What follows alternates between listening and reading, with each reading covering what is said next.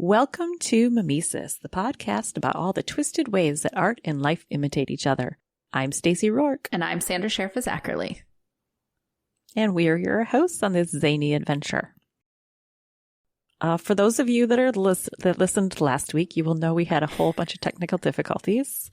I want everybody to know my second monitor that was not working last time, as soon as I turned my computer on today, that dirty little bitch fired right back up.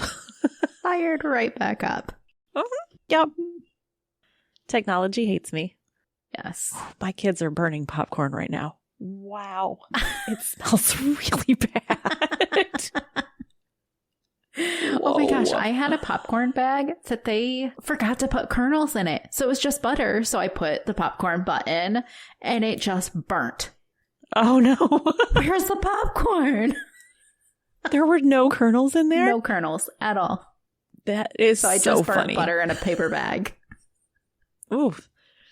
That would not smell good. Oh, it did not. No. That makes me think of that line from that Loki says, "You had one job, just the one." Yeah. Okay, so we are going to be talking a little bit more about Jodi Arias today. Yes. I'm excited to get into this child. No. Excited to go about getting into this trial. Yeah, because she's the fucking worst. She's the worst. Absolutely. Now, because we cut this in half, this one might, again, be kind of a shorter episode. But Yes. Again, we're sorry for that. We had technical difficulties and Yeah. it is what it Internets is. didn't like to work. No, that's one of the things, the hazards of having to record across the country from each other is we're at the mercy of the internet. Yeah. But hey, I love that we're able to do this. I know, me too. I do too. Because, like, without Riverside, like, we would not be able to, like, see each other, because I can see you. Yes. Mm-hmm. And Hi. record at the same time. Yeah. So it's nice that this is an option that we are able to do this. Yes. And it gives us a chance to hang out and talk and chit chat. It does. It doesn't feel like, since we started doing this, it feels like we actually get to see each other more. Mm-hmm. Not just like over video, but I don't know. It just feels when we're not together, we're still together. Yeah. We feel connected more. Definitely. Yeah. I don't feel like I go months without seeing you because I see you every week now. So Right. Even if it's over a screen, I see you, I talk to you. Did you hear that? That was my stomach. That was really loud. I did not hear it today. It made like a blah, blah, blah. That was so loud. Every now and then my stomach's like, I'm going to do my impression of a whale. Yeah. Rude. Rude. Rude. Okay. So let's get down to Jodi's trial. Now, where we left off, Kurt Nurmi, who we've already said has the best name ever on the planet. Yes. Like, I would never just go by Kurt. I'd always be like, Kurt Nurmi. Kurt That's Nurmi. my name. Mm-hmm. I am the Muppet. Exactly. I'm a Muppet lawyer. What is it? Bert and Ernie from Sesame Street? Bert and Ernie. Yep. Yeah, he's a Muppet of some variety. Well, he is going to be Jodi's attorney. And the second he meets her, she's super casual about everything. Like, you would never suspect that she's on trial for manslaughter. She's being like really flirty with him, really casual. Because again, my impression of her is that she always thought she was going to get off of these charges. She always thought she was going to get out of it because she's pretty and she's cute and she could never do any wrong. So she must have a little bit of a narcissistic personality to think that absolutely it's not going to affect her. Yeah. Yeah. Well, so shortly after meeting him, Kurt Nurmi says that she was blowing up his phone daily, making demands on him constantly, just everything. In one point, she called him and was like, if anything happens to me, promise me you'll take care of my cat. Shit. And he's like, no, I'm not going to do that. We can put it up for adoption. Exactly. That's your grandparents, your parents, they can deal with your cat. I'm your attorney. I'm not going to deal with that. Yeah. Well, he is honest with her, and he tells her flat out that her story. Now, if you remember episode 1, the story she was sticking with, that she was having press conferences and saying over and over again, was that 2 masked people burst into the bathroom. They shot Travis. They let her go and told her not to say anything or they'd kill her whole family. Yeah. Okay. Well, he told her that doesn't make any sense. There's no way that happened. You need to tell me the truth so I can actually defend you. So then, even though she's been having press conferences about all this, her story completely changes. Of course it does. Yeah. And now her story is that Travis was abusive to her and he sexually and physically assaulted her. Oh, and by the way, he was also a pedophile. Oh my goodness. Yeah. So she's claiming now, she doesn't say outright that she killed him, but she said she was defending herself against him. Now, I have to see here if I say later about the pedophile thing where that came from. I'm sure I will. So now he's got a little bit more of a case, and we are now 5 years after Travis's death, and the trial is finally beginning. 5 years?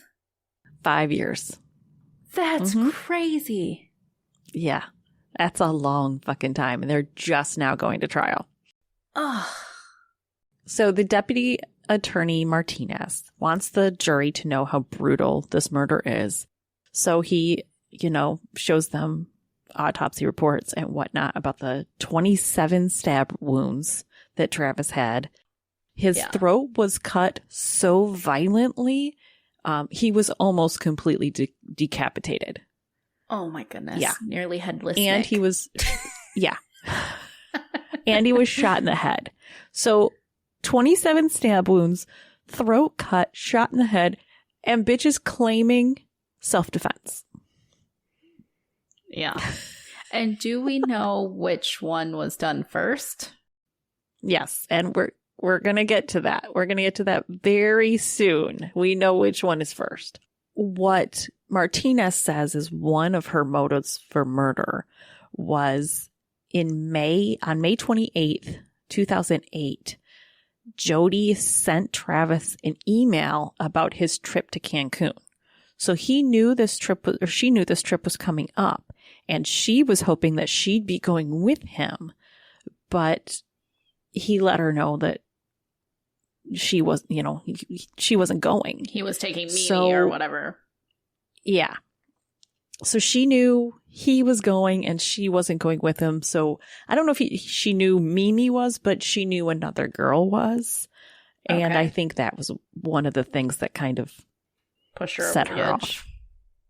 If I can't have him, nobody can. Exactly. So what did Jodi's lawyer say? What did Kurt Nurmi say? That Travis was an abusive pervert. Her legal team put him completely on trial. They put the victim on trial, saying he pushed her to have a sexual relationship.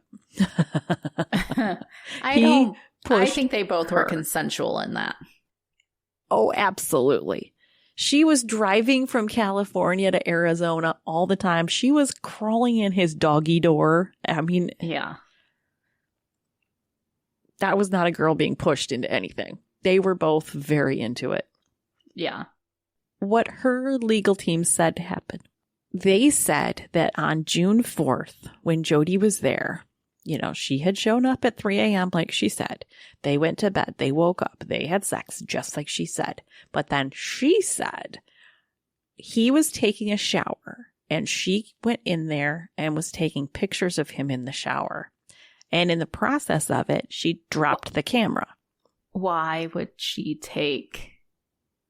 I don't even want to know. Never mind. That was like a thing they had been doing. Like of the pictures of that night, they were taking seductive pictures of each other. Okay. So apparently she was just continuing the game they'd been playing all night. Okay. But she said she dropped the camera, and because it was Travis's camera, he screamed at her and went after her about this, and that she had no choice but to run and to defend herself. Naked man wet from a shower, and anyways. Kick him in the balls. Yeah. But that she was saying that she defended herself.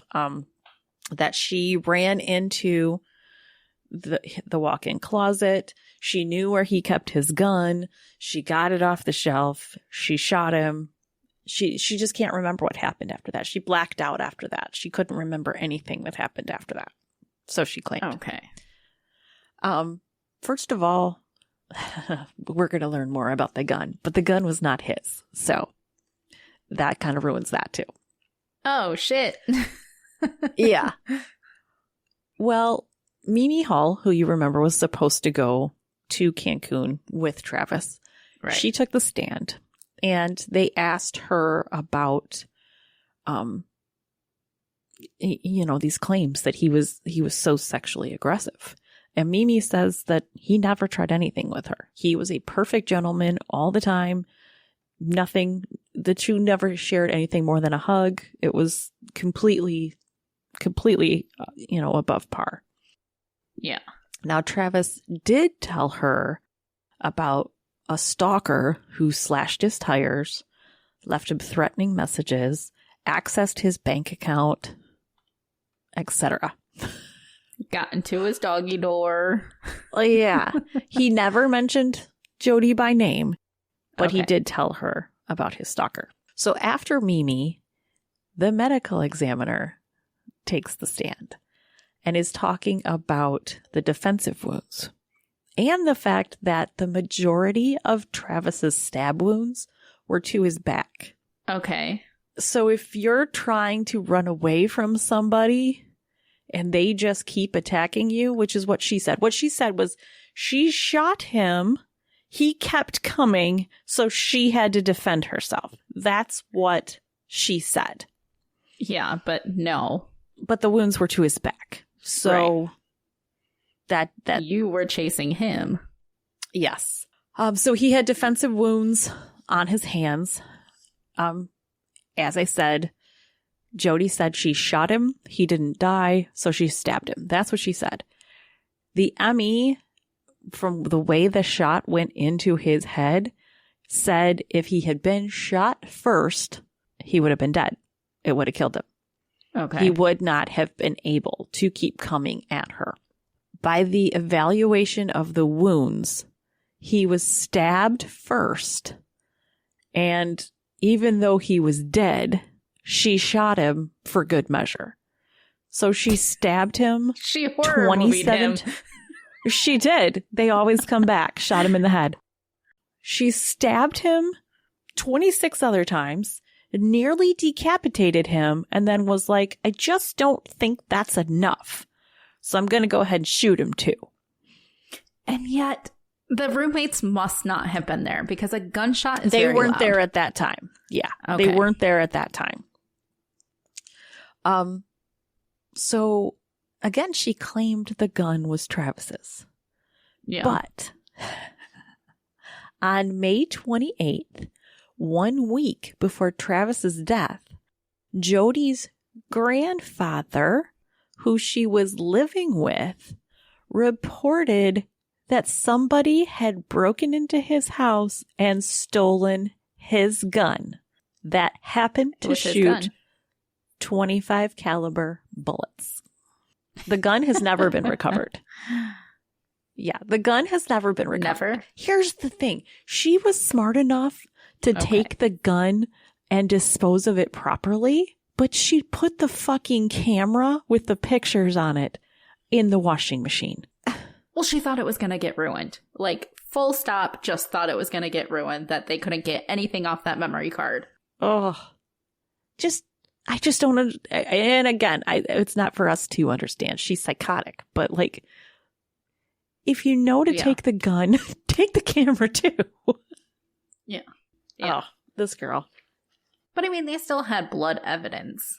Oh, yeah. They had her hair. They had her blood. They had her fingerprints, her palm print. She might as well have wrote her name on the mirror before she left. I mean, right. She wasn't going to get away with this. She didn't Dexter this up. She didn't do good. No.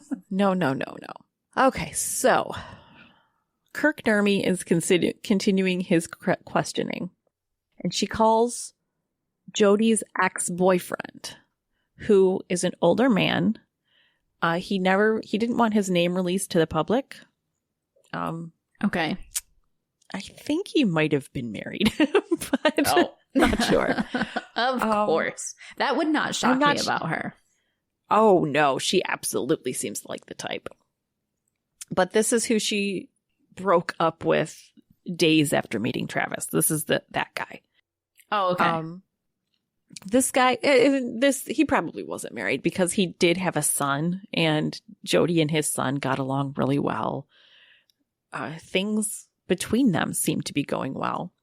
But by talking to him, the prosecution uncovered something that proved Jodi premeditated the whole thing. In addition to stealing her grandfather's gun, we have some premeditation here. Okay. Because when she stopped by her ex-boyfriend's house on June 3rd, the day before Travis died, he gave her 2 gas cans full of gas. For what purpose? So that she could go to Arizona and then up to Utah and wouldn't have any video of her at gas stations getting gas that would prove she went to Mesa for anything. Yeah. So keep in mind, she was a blonde. She dyed her hair dark. Yep. So she wouldn't be recognized. And then she filled up those gas cans so that there would be no ATM receipts, no footage of any that she wouldn't need to stop at any gas stations there. Yeah. So there'd be no record of her being in Arizona. Oh, yeah. She definitely premeditated that shit. Oh, yeah. Absolutely. Oh, she's just the worst. So then they call up Katie, Travis's ex, and they do show Katie quite a bit in the movie, and we see how much Katie is harassed by Jodi. And they tried to get Katie to kind of second these claims that Travis was very sexually forward. And Kurt Nurmi, when he was up there, he got her to admit that she had asked Travis to stop talking about sex so much, and to say that she had told him that she felt like he was only interested in her for her body. And she also admitted that they broke up because he was cheating on her with Jodi. So all of that came out that didn't look great for Travis. Right. But then the prosecutor gets up there, and this was just, this was amazing the way that he pulled this off. Now remember, she's Mormon. Yes. So she's a very pure young woman. Yeah.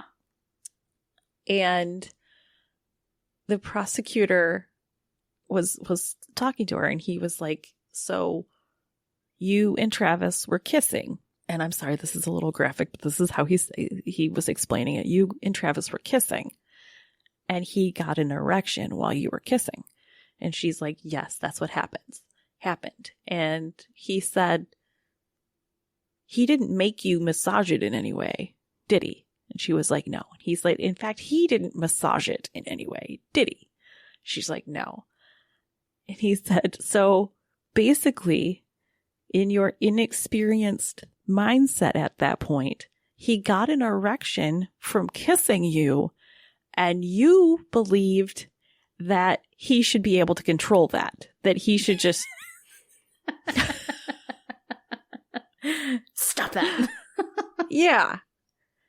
And she said, yes, at that point I did believe that. And the prosecutor said, looking at this situation now, do you think you were too hard on him? And she said, yes, I do. So they completely flipped that witness for them. Then we get to the claims of the physical and sexual abuse. Nothing was ever reported. Yeah. She never told any friends of anything, family. There was no people that saw bruises or heard him yelling at her or nothing. disturbances of any type. Nothing. There was nobody. You will tell a friend. You'll tell somebody. You will tell somebody. And you might not say anything, but they will know if you're acting a little different. Like if you're being physically or mentally abused, somebody will have an inkling of an idea that that's happening. Exactly. Even if it's like, hey, how'd you get that bruise? Oh, I ran into a doorknob. Somebody's going to have a suspicion. Yep. Maybe you wouldn't tell somebody, but somebody's going to have a clue. You're right. And that wasn't the claim. And then, to everybody's surprise, Jodi herself took the stand. Of course. Of course. Yes. She reiterates her claims that he attacked her and she was defending herself. She goes on to say, you remember Travis was there when she was baptized into the Mormon religion. Yeah. She accused him of anally raping her the night of her baptism. Yeah. No. And then they started using Travis's own words. Because remember, these two exchanged like 82,000 emails between the two of them. Yeah. So they started using his own words against him. Now, I'm going to tell you, some of the shit that he said to her was gross. It was gross. I will completely agree to that. But, she'd say something like, she'd be like, oh my God, that's so debasing. I like it. Like shit like that. So she was encouraging him to say these things and to, she was responding positively to it. Whereas if he said one of these things at that time, wasn't like 50 Shades of Grey or something like big? Probably. I wouldn't doubt that at all. Now, I'm gonna tell you a couple of things that he said. All right, and then I'm gonna tell you how, and you and I will talk about it, how you would react if somebody said this to you. And I think we'll just discuss that. Okay, so the first one, he says, you were feeling like you were raped, but you loved every minute of it. You were feeling like you were raped, but loved every minute of it. No, sir. I don't. No. No. Mm-mm. Like, just the wording doesn't make sense. Yeah. No. Mm-mm. No. And if somebody said that to you, like, I wouldn't play that off in a flirty way. I'd be like, no, we're not going to do that. No, you're going to talk to me with more respect. We're not going to do that shit. Mm-mm. And then the next one, because now remember, these two do have anal sex. So he started calling her his 3-hole wonder. Okay. I mean, that's kind of guy talk, but that's fucking gross. No, sir. No, sir. Exactly. No. You're not going to go around calling me that. No. Mm-mm. And he said this about her to like his guy friends. Yeah, that's what I mean. It's like guy talk. That's fuckboy bullshit right there. No. Yes, that's all he thought of her as. Exactly. That's what this all comes down to, is she wanted to be his forever person, and she was nothing but a piece of ass to him. Means. Yeah. Yeah, that's all she was. Mm-hmm. Oh. No. There's so many people that end up in relationships like this, and it's horrible on both sides. It's, you know, he was toying with her emotions. She was too emotionally invested in this. But still, y'all, like, get out of the toxic loop. Don't let it tailspin you into ruining your whole fucking life over it like she did. Right. Don't kill for a fuckboy. No. Don't kill for a fuckboy. Okay. So Jodi's on the stand and she's acting all embarrassed about all of this. That, oh my God, he called me that. Oh my God, he said that. This is so embarrassing. Same girl who climbed through his doggy door so that she could get the D, but whatever. She admitted on the stand that their relationship was toxic. She did say that. And here's where we get to the pedophile thing. She claimed she walked in on him masturbating to a photograph of a young boy. This is, let's see, he died in 2008. So this would be 2013. He has a photograph that he's masturbating to? Right. No. But She no. said that because she knew if they checked his computer and his phone, they wouldn't find anything like that. So she had to say photograph so there wouldn't be an actual link to it. Photo. Right. Because at this point, that house has probably been emptied, cleaned, all of his stuff is gone. Yeah. Yeah. So she said photograph because she knew, well, if they check the computer, it won't be there. So I have to, it was a photograph. Yeah. Because she knew it would, with the computer, it'd be too easy to disprove. So this was her way of, right. And how fucking low do you have to be that not only did you kill this guy, you're going to go in front of his family and friends and say he was a pedophile too? Right. Like, let him rest in peace, you dumb bitch. Right. And she was literally just doing it to make herself look better. Yep. There was no, like, nothing was truth. Yeah. I know somebody that used to do that. I'm sure they still do. We just don't know it anymore. That would purposely lie to make themselves look good. We still to this day. Oh, yeah. Okay. So Jodi claimed that the night that no, this wasn't the night. This was like 6 months prior to his death, that Travis had kicked her in the ribs and she went to block it and he kicked her again and he damaged her finger at the time so that her finger like wouldn't straighten, that it was like constantly like bent, right? And she was like showing it to the jury. She's like, this is what it does now. And the prosecutor pulled up a picture of her with her sister, where she's got her sister or her hand around her sister's shoulder. And he's like, this picture was taken after that alleged attack, right? And she's like, yeah, that was after the attack. And he's like, your finger's straight in that picture. And you looked at it and it was completely straight. And she's like, no, it's not.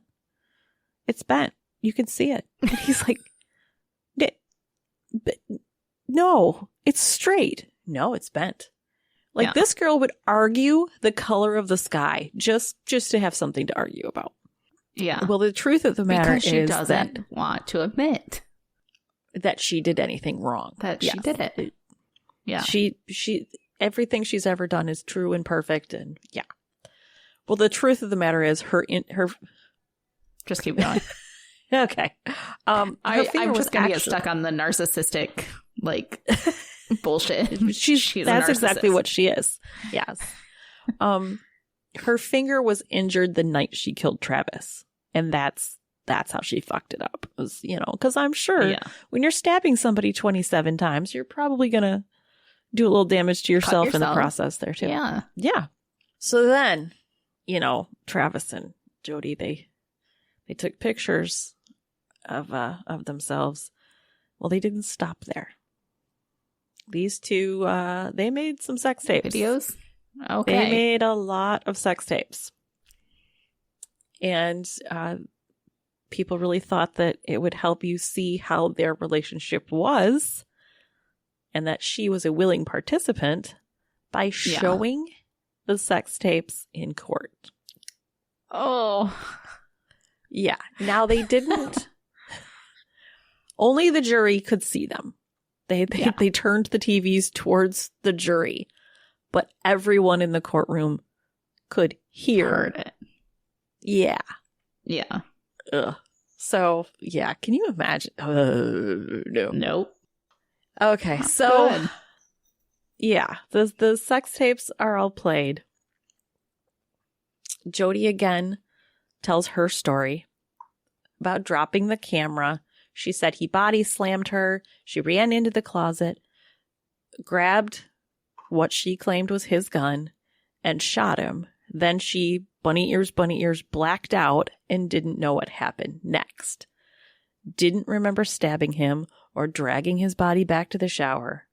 Yet, she slipped up by saying she did remember the sound of the knife hitting the ground after all was said and done. Yeah. Yeah. Mm-hmm. Okay.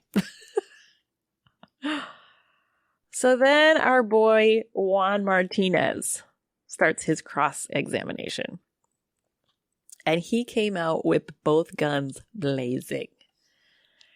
He used her own words against her by, she had a journal that she kept. Okay. And in her journal, she wrote about how much she loved Travis. She didn't write anything negative about him. There was no comments about any abuse, only that she loved him. Yeah. To which her response was that she believed in manifesting things and she didn't want to put negative energy into the world because then negativity would come back to her. So that's why she didn't write anything negative in her journal. I'm sorry, but if you actually keep a journal, you write what's on your mind. It's the best therapy. Like, yeah. I write everything happy, everything negative. It doesn't matter. Yeah. Like, questioning, like, my ex and his narcissistic behavior. I definitely wrote the negative and the positive of what we did. And you always do it, no matter what. Yeah. Even so if you don't, if you can't bring yourself to write it out, there would be like a small little bad day with tea or something like that. There would be something in there if she kept this journal. So, like, anyways, that's just my view on it. Yeah. So then Martinez goes to the night of the murder. And he shows Jodi the pictures of the crime Travis's scene? body. Yes. Okay. He shows her the pictures of the crime scene. She completely breaks down when she sees these pictures. He got her to say, his throat is slit. Did you do that? Are you the one that did that? And she's like, yes, I did that. And he said he was stabbed 27 times, primarily in the back. Did you do that? And she's like, yes, I did that. Again, in the back. Which she's going for the self-defense. So, yes she would agree to that. And you shot him in the head. And she's like, yes, I shot him in the head. So she admitted to all of this. Yeah. Jodi was on the stand for 18 days before both sides began their closing arguments. 18 days. Holy shit. Yeah. Whew. The closing arguments, prosecutors went through all of the gory details and then pointed out how she was even dragging Travis's name through the mud by lying. He also had, because the amount of time it took for the attack to begin and Travis to die was 2 minutes, which doesn't seem like a lot, but he had everybody in the courtroom sit in silence for a full 2 minutes so they could see that in that moment when you know that this horrible attack is happening, that's how long it went on for, how this just fury of violence happened in that amount of time. Yeah. Kirk Nurmi, in his closing remarks. I'm sorry. I know. It's Every hard to time. He said to the jury, "You don't have to like Jodi. I don't even like her most days." He actually said this. "I don't even like her most days." That doesn't make her guilty. She's guilty of manslaughter and nothing more. Well, then it was up to the jury, and it took them 4 days to come back with a verdict. The state of Arizona found her guilty of first-degree murder. Yeah. Minutes after the verdict was read, Jodi gave an interview to Fox News. Of course. Minutes afterwards. She asked for the death penalty because it would grant her freedom. Ugh. 2 weeks later was the sentencing. Yeah. And this is when Travis's friends and family got to speak. They said how much he meant to them. His grandma, who he loved, that took him in, her health took a really bad turn after Travis's death. Her age and the stress of it all, Yeah. and she actually passed away before the trial even began. Oh. It was just, yeah, their family was in really rough shape. Then they let Jodi speak. Girl, I need you to prepare for what I'm about to tell you, okay? I need you to prepare yourself for this. Jodi gets up and says that she designed a t-shirt that says Survivor on it, and that 100% of the proceeds for these shirts will go to victims of domestic violence.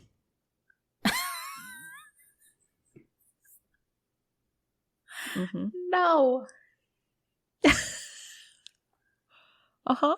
She stood up and made a fucking commercial for merchandise in that moment. No. She's the worst. She is the worst. Absolutely the worst. Yeah. She does have a little bit of a change of heart at this point, though, because remember, she was like, death would free me. Well, now she was saying she's pleading for her life on behalf of her family. And she's like, they've been through so much already. Just please don't take me away from them. That's too much on them.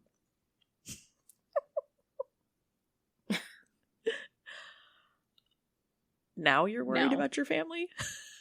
Okay, so 3 days later, a mistrial is called because the jury on her sentencing trial, they couldn't, this is where they're trying to decide if she's going to have life in prison or if she's going to get the death penalty. First time, It was a mistrial. They couldn't decide. They could not all unanimously say death penalty. It was split. Yes or no? Mistrial was called. Yeah. So they have to have the sentencing trial again.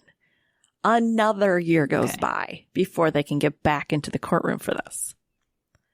6 days of deliberation. Give another speech of... No, not like this she time. Wants to okay. This time I designed scrunchies. If anybody wants to buy a scrunchie. No. Yeah. Her own cosmetics line. Narcissist beauty. Chill. Jail palette. Okay. Jail palette. They're all shades of gray. And orange, because orange is the new black. And orange. Yeah. Okay, so the retrial, 6 days of deliberation, and then the jury comes back and says that they are hung, that they can't come to a verdict either. Again? Yes. So under the law of prosecution in Arizona, you only get 2 shots at the death penalty. Okay. So that was, by their law, that was off the table. Yeah. So instead, she got life in prison with no possibility of parole. Okay. And that is where she is to this day, is Still rotting away in a little cell somewhere. Yes, she's in a little cell in jail. She gets fan mail all the time from... What is it with the fan mail? I don't know. She has guys writing to her all the time. I'm sure she has a boyfriend because you know she does.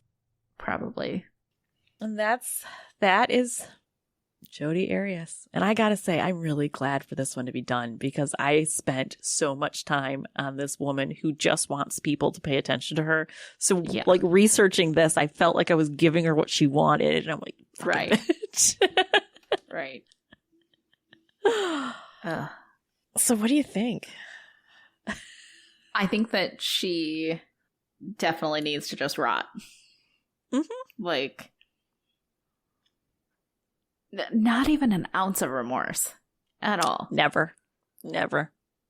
Nope. Like, never once said to his family, I'm sorry for what I did. Never once.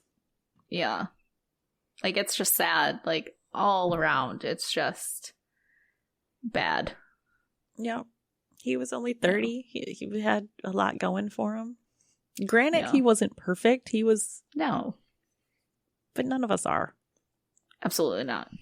He didn't deserve to die for being a fuckboy. I mean... No. He could have turned his life around. Fuckboys grow up. They meet the right girl. They grow up. Yep. Sometimes. Some don't. Some don't at all. No, they don't. But then they reach an age where it's like that it's just skeevy. Oh yeah. No, I mean it's always kind of skeevy. Yeah, it is. It is. But when you get into like your 40s and 50s and 60s, it's like you're the dude at the end of the you're the dude at the end of the bar that's making eyes at girls and they're like, easy, grandpa. Right. No. Yeah. You're not going to talk your way into my pants. Thank you. No. That's where you hold up the ring. Yeah. Married. Yeah. It's there.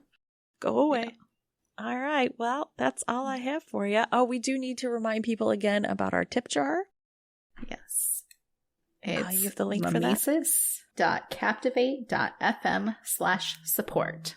That's if you're a fan of the show and just want to contribute in some way, we appreciate you.